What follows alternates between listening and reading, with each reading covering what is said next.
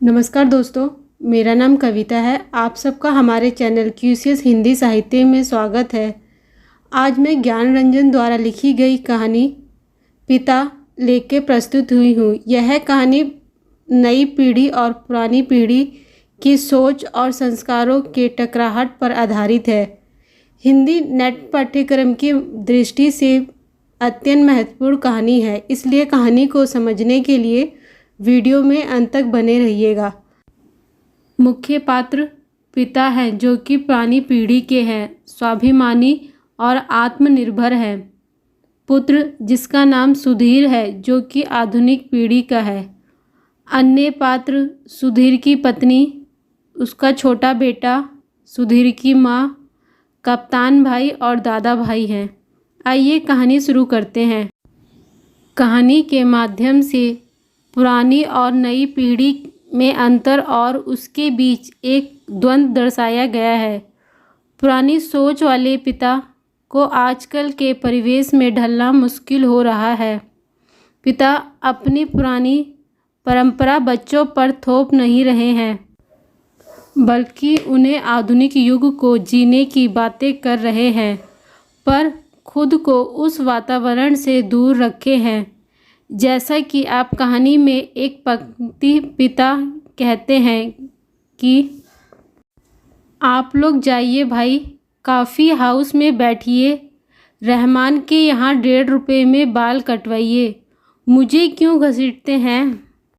दोस्तों, कहानी में पिता और बेटे की सोच में फ़र्क को दिखाया गया है। बेटा घर में सभी सुविधा व्यवस्था करता है, फिर भी पिता सुविधा से वंचित रहते हैं। बार बार कहने पर भी अपनी जिद पर अड़े रहते हैं। कहते हैं हमें पसंद नहीं है, आप लोग करिए। दोस्तों, जैसा कि हम देखते हैं कि कहानी में किसी भी पीढ़ी को निशाना नहीं बनाया गया। पिता अपने बच्चों को आधुनिक बनने से रोकते नहीं हैं, किंतु उसमें शामिल नहीं होते। पुत्र पिता को आधुनिक बनाना चाहता है। पिता और पुत्र के बीच दूरी होने के बावजूद भी उनके बीच एक समझ और द्वंद्व है। पिता और पुत्र के बीच प्रेमयुक्त और भावनात्मक दूरी है।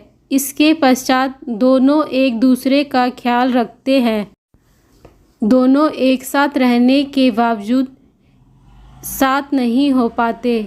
यह उस दौर और समकालीन दौर में एक बड़ी विडंबना है।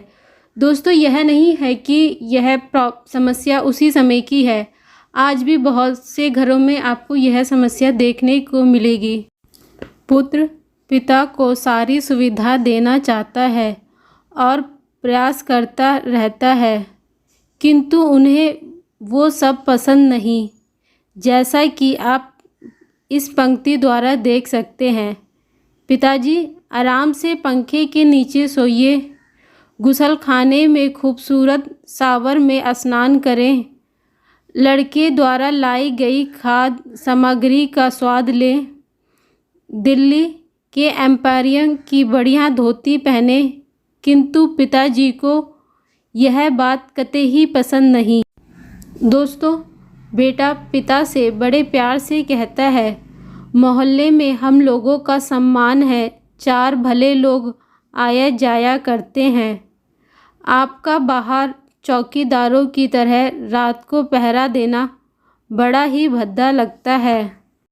दोस्तों, जैसा कि कहानी में दिखाया गया है, पिताजी घर में बिजली होने के बाद बाहर गर्मी में सोते हैं, मेहनत करते हैं, पैसा इकट्ठा करते हैं। दोस्तों, जैसा कि कहानी में दिखाया गया है, घर में बिजली होने के बाद भी पिताजी बाहर गर्मी में सोते हैं, मेहनत करते हैं, पैसा इकट्ठा करते हैं, मगर स्वयं किसी वस्तु का उपभोग नहीं करते।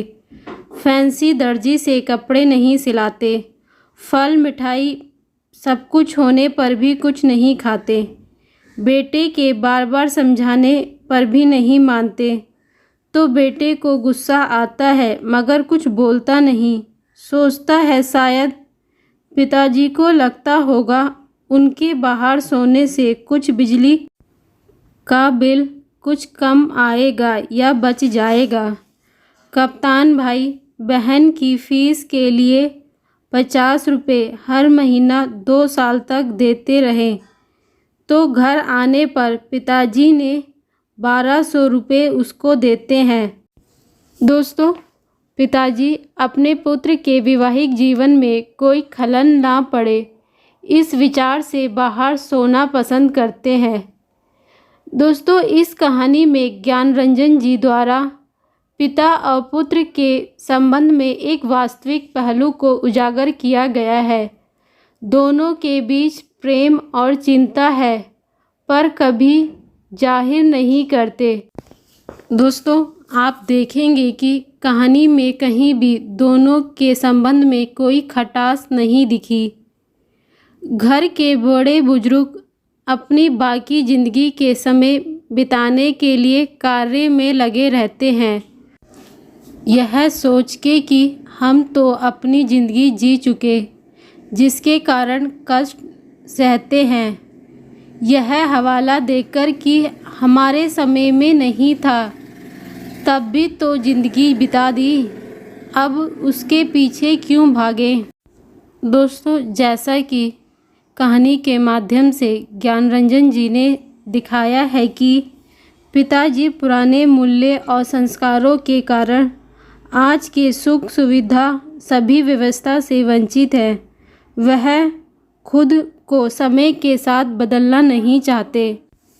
दोस्तों, आपको यह कहानी कैसी लगी कमेंट करके फीडबैक ज़रूर दीजिएगा। कहानी अच्छी लगे लाइक और शेयर करिएगा। चैनल पर फर्स्ट टाइम आए हैं सब्सक्राइब करके बेल आइकन प्रेस करना ना भूलिएगा। Thank you.